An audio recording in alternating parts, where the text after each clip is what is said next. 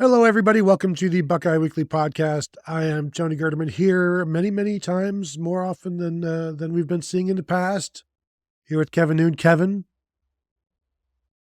how's it going? It's, an interesting start to the weekend. A little bit of news here to get us going because haven't been busy enough, but I guess we got our one weekend in, so, back to the churn. Yeah, we got 3 hours off, and now Justin Frye is off to the Arizona Cardinals. I think it's interesting, Kevin. The day after his Ohio State contract expires, he is now off to the NFL, and he'd already interviewed with the Bears. So clearly, he was looking to leave. And I don't think this comes out of left field at all for Ryan Day.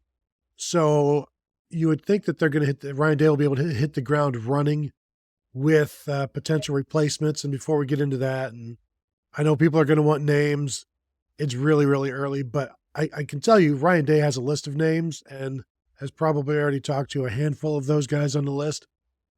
But where I want to start, Kevin, is the idea that I've been fighting on the internet for the last half hour, so I apologize if I seem exhausted and winded. There are some people who happy to see Justin Frye go. Yes, the recruiting was an issue, and we'll talk about that. But I've been arguing with one person about how Frye was a terrible coach, and this is thankfully there are more people shouting him down than just me. But I don't think you can look at the 2024 season and what has happened, and you're starting 9 different guys and not give Justin Frye a ton of credit for what this offensive line was able to do in helping win a national championship. Yes, I know you've got Chip Kelly, who can help on the offensive line. You've got Tim Drevno. Everybody has helpers. Every position coach has an assistant coach, and it's all hands on deck. But I give Justin Frye some credit for what this offensive line did this year. No, people aren't going to do that, and I think they're doing that at their own detriment. I think that Justin Frye, look, not the best recruiter. I think we've all kind of established that. But let's go back to his predecessor, Studwara, not a great recruiter. Ed Warner, not a great recruiter. Jim Bowman, not a great recruiter. I think if you can find yourself an offensive line coach who's a great recruiter, put a ring on that finger, because it's hard to find that. So if the common denominator largely is that most offensive line coaches can't recruit, well, then you better hope that they can develop players. And the way that Ohio State had to keep churning through players, the injury to Josh Simmons, injury to Seth McLaughlin, certainly didn't help. I mean, how the injury is in Mahalski, and that didn't necessarily work out the one game that they had him out there. For the line to play the way that it did, I mean, yes, there were the hiccups after Oregon part 1, where they lost Simmons, was Nebraska, and they couldn't run block at all in that game. I mean, the line looked kind of out of its sorts. You lose Seth McLaughlin leading up into the Indiana game. They looked okay. They didn't look great, but by the time you got into December and January, Paul, they were playing very well, and I think you have to put a lot of credit for that with Justin Frye. So there are going to be people who are going to have their own memory of how things are, but let's remember, Ryan Day, in the minds of a lot of people, had all of his bags packed and was waiting just to put the last box on the truck or something. So it just seems to be par for the course for 2024, and how people viewed the coaching, the coaching on this team up until they're like, oh, okay, I guess it's okay. You won the whole damn thing. I'm trying to think right now, there may only be like maybe two assistant coaches on the staff that people haven't wanted fired at some point, and that's Brian Hartline and Carlos Loughlin. And Locke hasn't been around long enough for people to fire him. But if you think back to fall camp, when the offensive line was decimated with the virus, it was a nasty virus, I think is what Ryan Day called it. And they were able to, Justin Frye was able to get Austin Seerveld ready. And he was a big piece of this offensive line as a redshirt freshman. And you're not really expecting redshirt freshmen, or certainly true freshmen, to contribute, but he was able to get that done. And of course, give the players credit as well. We're not saying that, but this was everybody did their most, I think, on the offensive line, and you saw the benefits of it. The recruiting, yeah, there, Kevin, you follow this pretty well. Like, how much of the recruiting misses is it? One, you're recruiting against the rest of the nation for 5-star guys, and the Ohio State's never going to pay the most for a recruit, especially like on the offensive line. So how much of this is Justin Frye missing? And I would say he's missed, but also NIL and just competing against the nation for some premier, like 5-star offensive linemen. Yes and yes. I don't know how to necessarily quantify it numerically, but you can sit there and you can look at David Sanders most recently, who ended up going to Tennessee. I mean, the fact that Ohio State was always finishing up as the bridesmaid kind of should speak some volumes that, I mean, for a program that probably definitely was not going to be the one offering the top dollar value to be, the one left at the altar. I mean, that was something. Now, I'm not here to say that, oh, you're all wrong. Justin Frye was a tremendous recruiter. He wasn't. He wasn't a tremendous recruiter. But Kevin, the body is still warm. I know, but it's but he wasn't a great recruiter. It's tough to get out there, especially, and we'll put 2026 on the side burner. Most years, a lot of these top kids are not from Ohio. You're going in and you're recruiting against, the local power. And okay, well, David Sanders went to Tennessee and he's from Charlotte, North Carolina. That's only a couple hours away. And apologies to Bill Belichick, who wasn't there yet. He wasn't at UNC, and there's a little bit of a difference between Tennessee and UNC and NC State and Duke.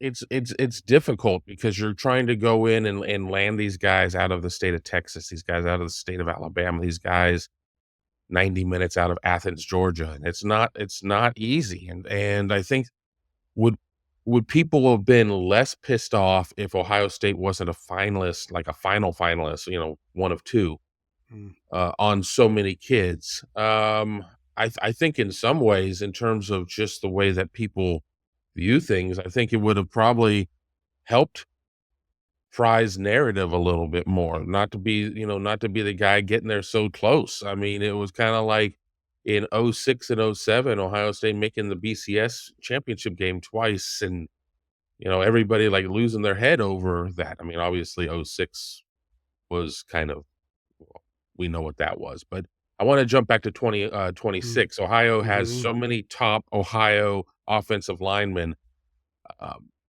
And I was just talking to somebody about this. The good thing with in-state linemen is these kids were watching Ohio State well before Justin Frye got here 3 years ago. They have been, granted, they're only 16 years old. So, maybe their true consciousness of watching football with more than I like the pretty colors is like, 7 years. I mean, but that still goes back prior to Justin Frye. I think as long as Ohio State makes a good hire, you don't necessarily lose any permanent ground with them. I think there's going to be a feeling out process again of everything. How am I going to be used? How am I going to be developed? But, I guess it comes down to, and I'm probably wiping out all of your questions at once with my rambling thoughts here. If it's like either a good recruiter and a meh developer, or the other way around, I'd rather have the guy that's going to be able to develop. You got to bring in the kids. You got to be able to buy the groceries. But what's going to end up getting you championships and cold press conferences in Ohio Stadium in January is by developing these kids. Yeah, and from what I've been told, like, I don't know that this necessarily hurts the feelings of the Northeast Ohio 2026 offensive linemen, being Sam Greer and Max Riley.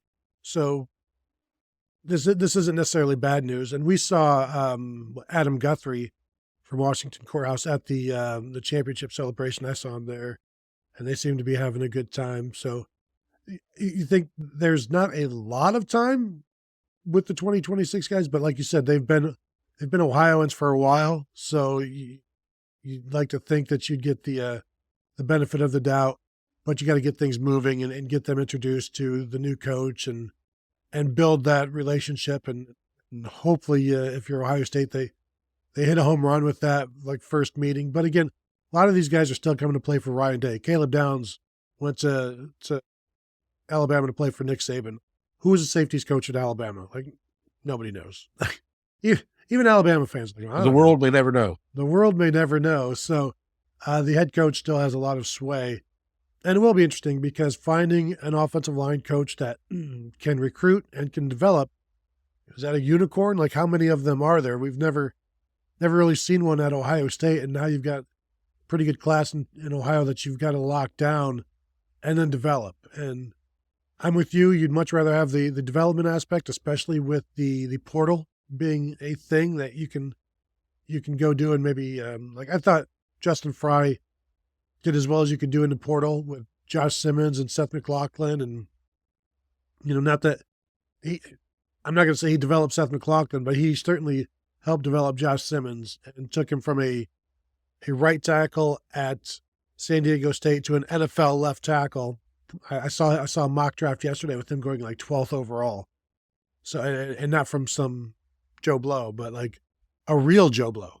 So the ability to develop, I think he's done well. And now you got to go replace him. And Kevin, now you've got to go put a hot board together. And the one thing that we all love doing, and I was talking about this, I don't even remember where, probably on Mark Rogers' show, because I put the defensive coordinator hot board together. And I'm like, the thing is, like, once you put the 12 names or whatever, the very next day, the thing that happens is another name comes out. And that's exactly what happened after I put one out. Then it's like, well, they're talking to the Oregon co-DC, the safeties coach. I'm like, see, this is only done for the readers and the viewers, because it's certainly not done for the people putting the lists together. Right. I mean, and let's address a couple of the names out there. And I mean, and I'm going to address the one that's probably not being talked about as much, but everybody is going to look at Joe Rudolph at Notre Dame. And Notre Dame had a tremendous offensive line, but Notre Dame also had a tremendous exodus. And I still don't really know what led to the exodus on that offensive line. Harry Heastand used to be, he had a couple of stints there with Notre Dame, but Joe Rudolph, I think he came in prior to the 23 season. Ohio State has lost a lot of recruiting battles to Notre Dame for like Cleveland offensive linemen. Is that because of the coach, or is that because you're dealing with kids out of the Catholic League who want to go to Notre Dame? I don't know if I necessarily have an answer there, but he is somebody that I would have on a hot list. And then the other name that we're going to get into is LaCharles Bentley. All time, great Ohio State offensive lineman, has his academy up there in Northeast Ohio, certainly been friendly to the program through the years. I mean, we get into the game of we only want guys who want to be Buckeyes.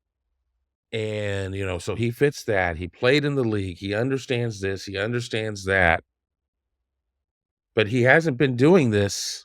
I mean, he's been working in the private sector. He's not, he hasn't been working as a coach and putting in the 5 million hours a week that you have to do there. Not saying he hasn't done that with the academy. I certainly don't want to get a text message from LaCharles saying, yo, I work just as hard as anybody does. But I think it's just this romantic vision of anybody who once played at Ohio State suddenly becomes this great coach, or at least coaching candidate.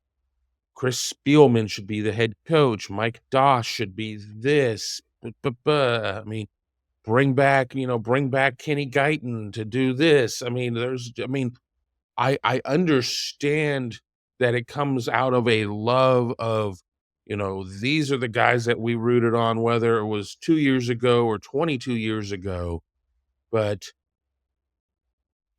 I also remember LaCharles Bentley very much having his hand in probably one of the lesser Ohio State offensive line classes in terms of production. I'm not saying anything about the individuals or anything like that, but, you know, the Antonio Underwood, Chris Carter, Tommy Brian Brown, Bobeck, Tommy Brown. Tommy Brown class. And, you know, these were all guys that LaCharles kind of signed off on, and it just didn't necessarily work. Now, I understand LaCharles did not have the benefit of seeing them at a bunch of camps and everything else, but he saw them at his academy. So let Ryan cook. Let Ryan do a full search. And if it ends up being that LaCharles is the best candidate, then you just sit there and you say, there, Noon, shut up. We could have saved you a lot of time, a lot of effort. We could have saved Tony from having to write 3 versions of the hot board, all of that stuff. But, you know, don't necessarily have to sit there on, let's make a deal. You don't have to take the first deal. I'm just going to stick with door number 1. Thank you very much. I don't want to hear about the other doors. I do remember this was probably a decade or so ago. I reached out to LaCharles and we talked. I'm like, would you ever take the Ohio State job? And he's like, at that point, there was too much. I think there was travel was like, yeah, no, I'm not interested in doing all of that. Because he's happy doing what he's doing, like you said, in the private sector. Because even at that point, he had been out to the opening and was talking with high school recruits out there. I'm like, would you ever do this? And at that point, you know, people change their mind all the time. He's like, no, but I would kill it in recruiting. It was the answer that I got. And I think that's interesting, but it's a lot of travel. And we see now, and shoot, not even the travel. Once you land a player, then you got to land them again the next year and then land them again the next year. And do you really want to be developing a player for 3 years for them to go play somewhere else? Like that's, you know, although that is his business model right now. It's like, I develop you, now you go somewhere else. It's like, Right. it's not quite, you wouldn't be happy in college doing that. So there's a bunch of names. I saw one mentioned on our board of Oklahoma's Bill Bedenbaugh, who currently has 2 5-star tackles committed in Oklahoma's class, which, you know, of course, but one of them is from Oklahoma City. The other is from Texas. So regionally that helps. And there's always going to be a bunch of good offensive linemen in Texas.